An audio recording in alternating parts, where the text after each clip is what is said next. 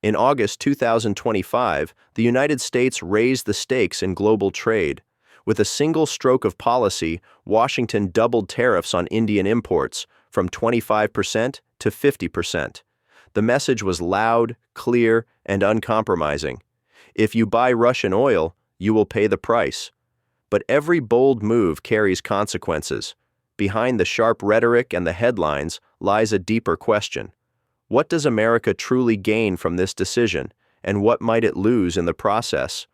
The story is not only about numbers on a balance sheet, but about the direction of an entire relationship, the world's oldest democracy confronting the world's largest. For Washington, the immediate gains seemed obvious. Tariffs are not merely taxes, they are instruments of leverage. By striking India with a 50% duty, the United States sought to remind New Delhi that partnership has boundaries, and that aligning too closely with Moscow comes at a cost. If India, the world's third-largest oil consumer, reduces its reliance on Russian crude, Moscow's financial lifeline weakens. From a geopolitical standpoint, this feels like a victory. Beyond strategy, there was also the lure of economic benefit. For decades, American manufacturers have cried out against the flood of cheaper imports from abroad. Suddenly, the tide appeared to turn in their favor.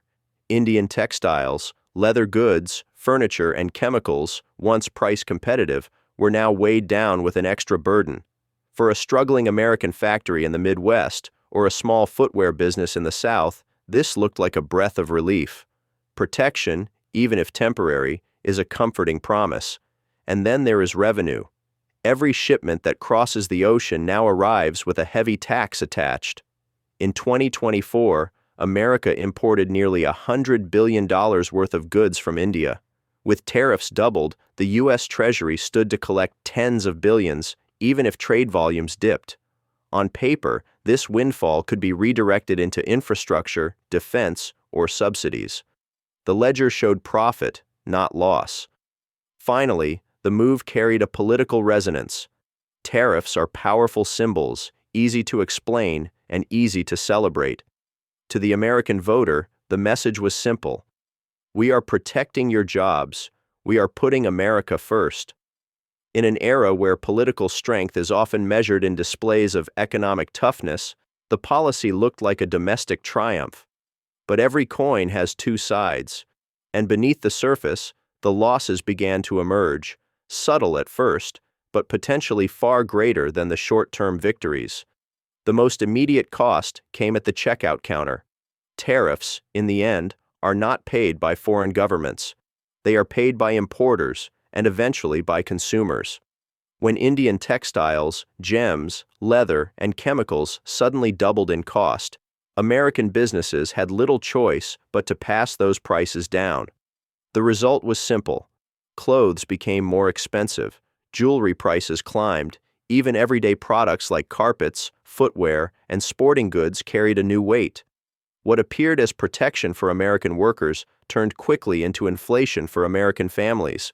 Then came the risk of supply chain disruption. India is not just another country on the trade list, it is the 9th largest source of U.S. imports. Pharmaceuticals, generic medicines, raw chemical ingredients, and crucial IT services flow steadily from Indian firms into American hospitals, laboratories, and technology companies. By slapping tariffs across such a broad spectrum, Washington risked disturbing the very veins that keep its economy alive. Imagine hospitals facing delays in life-saving drugs. Imagine Silicon Valley firms paying far more for software services. The ripple effects stretched far beyond clothing racks and jewelry counters. Retaliation was inevitable. Trade wars are rarely one-sided. In the past, when the United States ended India's trade preferences, New Delhi responded with counter tariffs on American goods, almonds, apples, walnuts, and more. This time, the stakes were higher, and so were India's options. Agricultural exports from California, machinery from the Midwest, even aircraft parts could face barriers.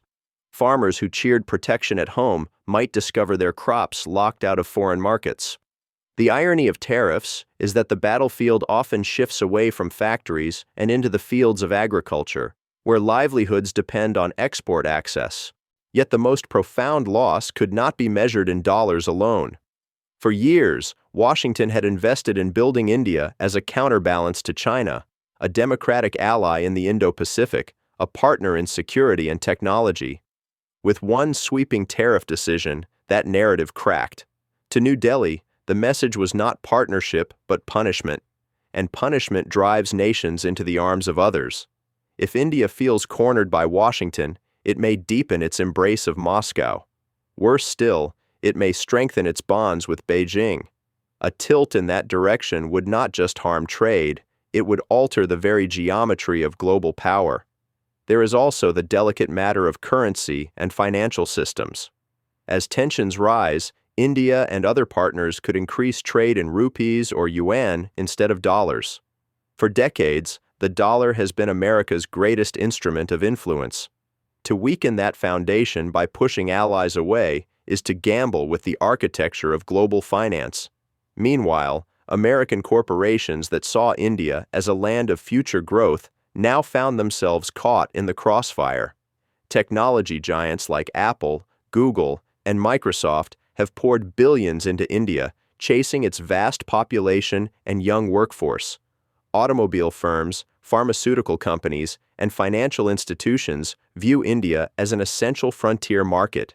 If the atmosphere sours and New Delhi responds with restrictions, those corporations face billions in lost opportunities.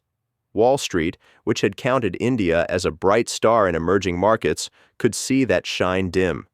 Thus emerges a paradox. On the surface, America appeared to gain a surge in tariff revenue, a short-term shield for certain industries, and a political message of strength. Yet underneath, the foundations began to crack. Higher prices for millions of consumers, disrupted supply chains, the specter of retaliation, and the erosion of trust with a key partner. Economists remind us that tariffs rarely end in victory. In the 1930s, the Smoot-Hawley tariffs deepened the Great Depression by strangling trade. In the trade war with China just a few years ago, American farmers bore the brunt of retaliation while manufacturing gains proved fleeting.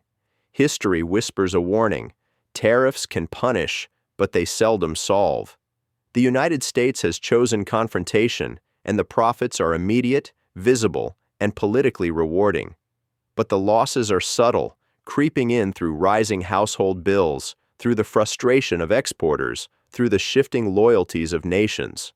In the great game of power, every move carries a cost.